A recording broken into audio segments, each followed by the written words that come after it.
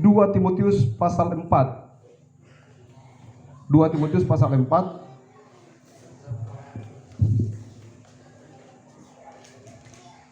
ayat yang ke-5 sampai ayat yang ke-8.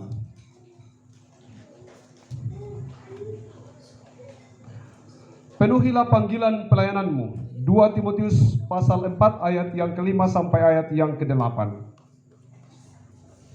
Tetapi kuasailah dirimu dalam segala hal. Sabarlah menderita. Lakukanlah pekerjaan pemberitaan Injil dan tunaikanlah tugas pelayananmu. Mengenai diriku, darahku sudah mulai dicurahkan sebagai persembahan dan saat kematianku sudah dekat. Aku telah mengakhiri pertandingan yang baik. Aku telah mencapai garis akhir dan aku telah memelihara iman. Sekarang telah tersedia bagiku mahkota kebenaran yang akan dikaruniakan kepadaku oleh Tuhan, Hakim yang adil pada harinya, tetapi bukan hanya kepadaku, melainkan juga kepada semua orang yang merindukan kedatangannya. Amin.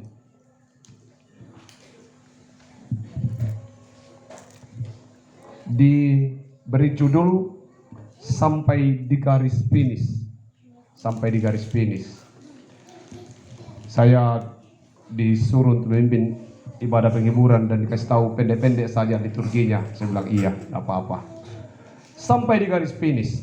Karena kalau finish berarti sudah hampir selesai. Suatu hari di jemaat kami ada pertandingan sepeda lambat. Ada pertandingan sepeda lambat. Semua orang berjejer untuk berlomba selambat-lambatnya. Ini lucu. Sepeda lambat, perlombaan sepeda lambat. Orang berlomba untuk selambat-lambatnya. Ketika sempritan berbunyi, orang mengayuh sepedanya. Tapi cara mengayuhnya bagaimana supaya tidak cepat sampai di finish. Berbagai upaya dilakukan oleh peserta perlombaan itu agar tidak masuk finish lebih dulu. Syaratnya bahwa setiap orang yang kemudian menginjak tanah berarti kemudian dianggap gugur. Apa yang kita mau dapat dari situ? Upaya keras orang mengayuh sepedanya supaya lambat, tapi tidak ada pilihan lain. Kalau dia tidak sampai ke finish, maka dia akan gugur dan harus menginjak tanah selesai. Begitu juga dengan kehidupan ini.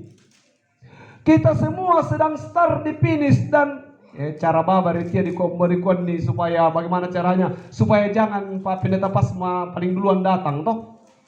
Pokoknya berusaha di roda, memang di roda tapi masalahnya ini sepeda tidak boleh atre, tidak dotra toh. Jadi apapun caranya, suka atau tidak suka harus sampai di finish. Segala upaya dilakukan agar tidak sampai ke finish. Tapi suatu hari nanti, kalau bukan menginjak tanah, Anda akan tiba di finish itu. Satu. Itulah kehidupan kita. Apapun caranya, tetap akan sampai di garis finish. Berobat, olahraga, dan makan makanan sehat. Semua upaya untuk tidak sampai di garis finish dengan cepat. Yang bodoh ya bunuh diri, loh, itu yang bodoh. Itu satu. Yang kedua, ini baru awal khutbah. Pada tahun 1992, masih sebagian ingat Barcelona. Toh, Barcelona itu adalah Olimpiade terakbar menurut sejarah. Seorang pelari namanya Derek Raymond, seorang pelari yang pernah memenangkan di tahun 91 memenangkan lari 400 meter, pelari dari Inggris. Dia di Barcelona mempersiapkan diri untuk masuk di babak semifinal. Tetapi pada proses berlarinya di jarak 150 meter, dia mengalami hamstring yang sangat hebat. Sehingga dia tidak bisa melanjutkan pertandingan. Beberapa teman-temannya sudah masuk ke dalam finish dan sudah pasti bahwa Stephen Lepis, Roberto Hernandez, Ibrahim Ismail, Susumu Takano dari Jepang, dan beberapa pemain sudah dipastikan bahwa dia sudah masuk di garis finish. Derek Raymond masih terhati-hati dan berusaha menyeret dirinya untuk sampai ke finish. Orang sudah bertepuk tangan untuk para pemenangnya, tetapi Derek Raymond masih berusaha. Lalu tiba-tiba seorang bapak tua melompat dari tribun dan kemudian datang menghampirinya dan berkata, "Nak, sudah. Pertandingan sudah usai. Orang sudah masuk ke finish dan tidak usah kamu berlela-lela. Berhentilah." Lalu dia berkata begini, "Pak, Inggris mengutus saya untuk bertanding dan berlomba. Dia tidak berkata bahwa kalau kamu sudah tidak menang pulang. Tidak, dia katakan harus sampai di finish. Dan tanggung jawab saya atas nama negara, maka apapun alasannya saya harus sampai di finish." Kemudian bapak tua itu memapa Derek Raymond untuk sampai di finish. Di finish, semua orang yang ada di tribun 64.000 orang, 65.000 orang di tribun berdiri, standing applause, memberi tepuk tangan terhadap Derek Raymond. Bukan karena dia menjadi juara dalam pertandingan itu, tetapi karena dia menyelesaikan tugasnya sebagai seorang pelari. Dia memenangkan hati penonton. Siapakah sebenarnya laki-laki tua yang memapanya? Dia adalah Jim Raymond, bapak dari Derek Raymond. Apa itu? Ketika sampai di finish, Bapak Ibu keluarga, penderitaan selesai, hamstring tidak terasa lagi, rasa sakit menjadi hilang. Yang ada adalah kebahagiaan. 65.000 orang bertepuk tangan menandakan betapa mereka menghargai perjuangan sang pelari ini. Demikian juga dengan kehidupan ini. Ada Mama tua Willy, ada Papa Epan, ada Mama Willy, ada Papa Jean, ada Wilson, ada banyak keluarga saudara-saudaranya yang menderek dia, yang memapa dia untuk sampai ke finish. Mengapa kalau sampai di finish lalu kita katakan kita harus menangis? Mengapa kalau sudah sampai di finish lalu kita katakan masih banyak hal yang belum melakukan? Menyakitkan memang pada saat perlombaan baru dimulai, pada saat kita sedang latihan, pada saat sedang mengayuh sepeda, pada saat kita berusaha untuk berlari dalam perlombaan itu peristiwa-peristiwa yang sangat menyakitkan. Tapi satu hal yang pasti bahwa Ruth Gerson, bahwa Yitro Paretta, bahwa Joshua Gerson, bahwa kemudian Wilson sudah, dan kemudian Ibu Kekasih sudah menjadi mitranya, temannya untuk mendampingi dia sampai kepada finish. Dan itu yang harus menjadi kebahagiaan buat keluarga. Kalau bukan kita, mungkin saja dia juga tidak bisa sampai di finish. Aku mengakhiri pertandingan ini. Kita harus sadar bahwa penderitaan pasti datang. Dan yang harus kita lakukan adalah kokapethesson. Kokapethesson itu bertahan dan bersabar, bahasa Yunani. Bertahan dan bersabar dalam penderitaan. Ada banyak orang gagal dalam proses perlombaan itu, dalam proses pertandingan itu. Ada juga yang gagal memahami bahwa proses pertandingan itu dilakukan sebagai bagian yang harus dipertanggungjawabkan. Pertama, tidak ada pilihan lain. Dalam bacaan ini Timotius mengajak kepada kita beberapa hal. Perhatikan dengan baik. Aku telah memelihara iman. Aku telah memelihara iman. Iman ini bukan barang yang biasa-biasa saja. Tanam sudah, baptis selesai. Bukan, dipelihara. Dan siapa yang memelihara itu? Keluarga terdekat, hamba-hamba Tuhan, diri kita sendiri. Dipelihara untuk sampai ke finish. Orang-orang yang tidak memelihara iman bisa-bisa tidak sampai ke finish. Yang kedua, ada orang juga beriman tapi tidak mau bertanding. Tidak mau bertanding. Dia hanya beriman saja, sudah baptis, sudah masuk takonim sembunyi, atau masuk kemana, mehuri sembunyi, selesai. Harus bertanding. Jangan cuma latihan saja tapi tidak mau bertanding. Bertanding itu apa? Membuktikan bahwa aban atau orean. Begitu. Tidak boleh kita sembunyi, bertanding. Pertandingan itulah yang membuktikan kualitas seseorang. Itu yang kedua. Yang ketiga, kalau bertanding jangan setengah-setengah, harus sampai di finish. Karena hanya yang sampai di finish lah yang akan mendapat mahkota. Hanya yang sampai di finish lah yang akan mendapat penghargaan apapun bentuknya. Dan semua orang yang masuk ke finish apa? Semua orang yang masuk ke finish adalah pemenang dalam setiap pertandingan. Ya terserah nomor 101 kah? Toh? Nomor 102 kah? Kalau ada yang mau nomor 1 silakan. Lebih cepat lebih baik. Kalau saya jangan buru-buru lah. Toh? Tahan-tahan dulu. Yang nomor 1 ya silakan. Tapi yang pasti bahwa kalau Anda tidak sampai di finish itu Anda bukan pemenang.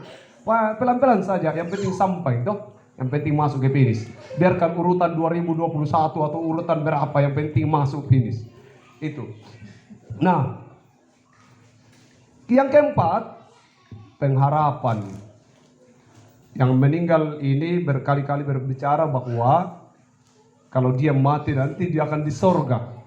Kita tidak bisa lagi menjelaskan. Untung dia tidak bertanya ke saya, Pak Pendeta, di sorga bikin apa? Tapi saya sudah punya jawabannya, Pak Pendeta. Saya ditanya. Waktu saya kuliah dulu ditanya, di sorga kita bikin apa? Saya bertanya kepada seorang dosen, di sorga kita bikin apa? Pak, dia dosen filsafat, tapi dia pendeta. Dia bilang di sorga nanti itu kita cuma menyanyi kesana kemari bawa lilin menyanyi malam kudus sunyi senyap. Wah, orang-orang seperti kau dia tunjuk saya tidak akan masuk ke dalam. Kenapa? Kau punya suara tidak pantas untuk di sorga. Saya bilang oh iya, tapi ada bapak lupa Pak. Apa itu?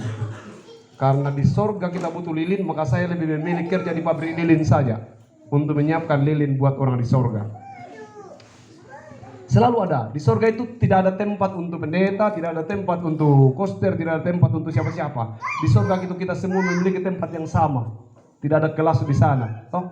Jadi apapun pekerjaan Anda, kalau Anda melayani Tuhan, kita akan ketemu di sana.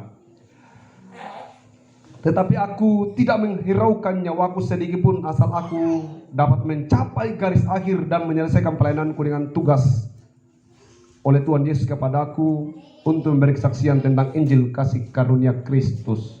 Hidup di sini jangan cuman makan minum, bikin rumah, cari uang. Hidup di sini sambil makan minum, bikin rumah, cari uang, beritakan Injil. Anda kalau tidak beritakan Injil, tidak ada pendeta yang berani jamin Anda masuk surga atau tidak. Cari uang, beritakan Injil. Bagaimana? Cari uang dengan cara yang baik. Cari makanan, beritakan Injil. Cari makanan dengan cara yang baik. Bekerja dengan baik sambil bekerja memberitakan Injil. Itu maksudnya. Tapi orang-orang yang hanya hidup untuk perutnya, dia akan mati oleh karena kekenyangan. Orang-orang yang hidup hanya untuk harga dirinya, dia akan mati karena sanjungan. Orang-orang yang hidup karena pesimis, dia akan mati dan mungkin bunuh diri karena merasa bahwa dia tidak dipedulikan. Sampai di garis akhir.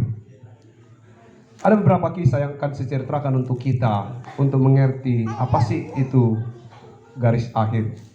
Pertama,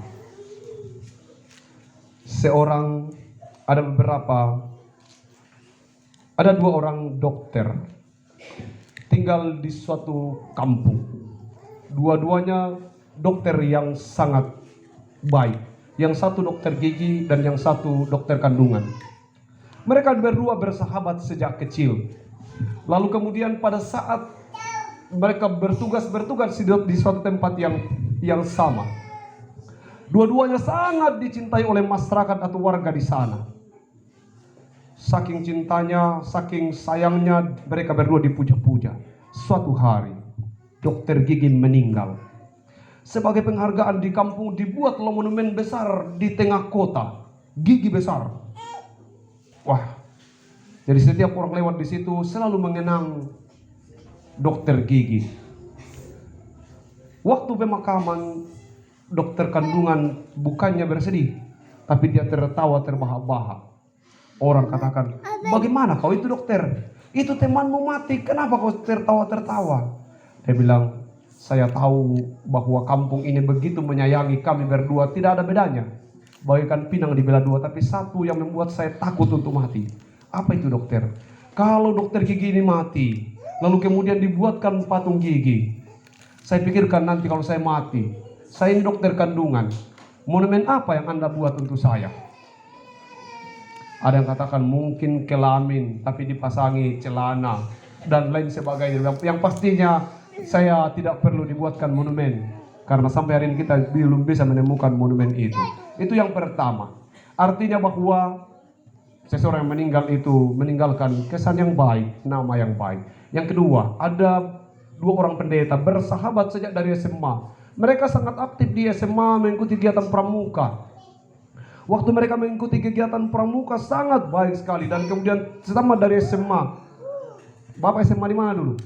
Pak Pendeta? Oh, SMA Kristen Makassar. Ini bukan dari SMA Kristen Makassar, dari SMA yang lain. Mereka ikuti pramuka dengan baik. Memutuskan dua-duanya pergi ke bukan STT Rantepau atau STT Makassar, tidak tahu STT mana. Mereka dua-duanya kuliah dan kemudian dua-duanya juga menjadi pendeta. Pasti bukan pendeta GTM, pendeta tempat lain. Mereka berjanji bahwa kalau salah satu di antara kita mati, maka wajib teman saya itu yang memimpin ibadah pelepasan jenazah. Tahu? Begitu. Oke. Janji itu dibuat di tengah-tengah keluarga. Suatu hari pendeta yang satu ini mulai sakit. Waktu dia sakit dia berpesan begini, kalau saya meninggal nak, ibu, baju yang saya mau pakai itu baju yang di dalam koper, tapi yang lemari yang paling di bawah. Oh, setuju semua keluarga. Oke, mantap. Kita setuju sih. Entah apa yang terjadi, waktu dia sakit, istrinya mengutak-atik seluruh pakaian dalam lemari itu. Sehingga pada saat mati, waktu dibuka lemari itu, dikasih tahu pesan terakhir dari almarhum adalah baju yang mau dipakai adalah baju terakhir dalam lemari itu. Waktu dibuka baju pramuka, seragam. Tapi karena sudah itu wasiatnya, maka kepadanya dipasangkanlah baju pramuka lengkap dengan topi dan kacu. Dipanggillah temannya untuk memimpin ibadah pelepasan jenazah. Rupanya petinya ini dibuat ada kacanya sedikit. Waktu dia dibawa di kubur itu, kemudian temannya katakan, sebelum kita menimbun kekasih kita, dia lihat ke bawah, ternyata temannya ini memakai baju pramuka lengkap. Lalu dia katakan, kita tepuk pramuka. Kenapa? Karena temannya juga berpikir bahwa mungkin dia lebih mencintai pramuka daripada toga besarnya. Tapi ini saya maksudkan supaya kita tidak perlu terlalu bersedih, toh. Lalu kemudian orang di pekuburan itu juga katakan prak. Ah, begitu. Mereka tepuk pramuka juga karena mengikuti pendetanya. Mereka ini orang-orang setia. Kisah tentang dokter gigi ini dan dokter kandungan mengingatkan kepada kita bahwa betapa pentingnya kita hidup menjadi orang yang baik. Supaya pada saat kita mengakhiri pertandingan, orang di sana bertepuk tangan, bersukaria menyambut prosesi kita masuk di finish. Orang di sini yang kita tinggalkan melihat kegigihan kita, menceritakan bagaimana kita hidup sebagai orang percaya dan dalam proses menjalani perlombaan itu secara baik. Yang kedua, kisah tentang persahabatan pendeta yang kemudian menguburkan temannya bukan dengan COVID, dengan pramuka tadi, mengingatkan kita bahwa label yang melekat pada diri kita akan dikenang orang. Sehingga tadi malam dikatakan ya, nama baik itu lebih penting daripada semuanya. Label. Sekarang silakan Anda pilih, mau mati dan tepuk pramuka, atau mau mati dengan tenanglah kini hatiku, toh? Atau mati dikasih bunyikan senjata, atau mau mati dikasih bunyikan petasan, atau mau mati disiram dengan whisky dan anggur dan sedikit ballo misuk. Itu pilihan kita. Jadi penentuan bagaimana kita mati dan prosesi sesudah kita mati ditentukan oleh diri kita sendiri. Kemarin ada vikaris meninggal di tempat saya, dikatakan ya kubur saja. Wah, tidak boleh, menurut saya tidak boleh. Saya bilang bukan persoalan pelayanan. Kalau seorang mati 7 hari 7 malam, pendeta Pasma masih mampu untuk melayaninya. Jangankan orang, anjing saja kalau mati di jemaat saya, lalu kemudian pemilik anjing itu berkata, Pak Pendeta, tolong ibadah penghiburan, saya masih layani itu. Yang penting persembahannya besar. Kalau persembahannya kecil percuma kita kalau anjing itu. Apa yang saya maksudkan itu? Mau mati masuk di gereja? Mau mati di sini saja? Dibawa 2 orang yang ikut? Atau dibawa begitu banyak rombongan? Yang menentukan itu bukan kami, bukan siapa-siapa, tapi yang menentukan itu adalah diri kita sendiri. Bagaimana kita masuk di finish ditentukan pada saat kita hidup sebagai seorang olahragawan. Bagaimana kita masuk ke surga ditentukan pada saat kita hidup sebagai orang percaya. Mari menjadi orang percaya supaya kita memenangkan hati 65.000 penonton di sana dan meninggalkan kebanggaan untuk banyak orang termasuk keluarga dan anak-anak kita. Dia sudah sampai di garis finish. Kita adalah orang-orang yang mendampinginya untuk sampai ke sana. Akhirnya kita harus berkata, Tuhan yang memberi, Tuhan yang mengambil. Dan kebaikan Tuhan dibuktikan di hari ini bahwa kita dimampukan, baik itu dalam keadaan dan cuaca yang bersahabat maupun dalam segala kesiapan-kesiapan yang lain, juga termasuk bahwa kemudian Dia tidak meninggalkan duka yang dalam, sebab pengharapan kita lebih besar daripada kematian itu sendiri. Sampai jumpa di Yerusalem baru. Amin.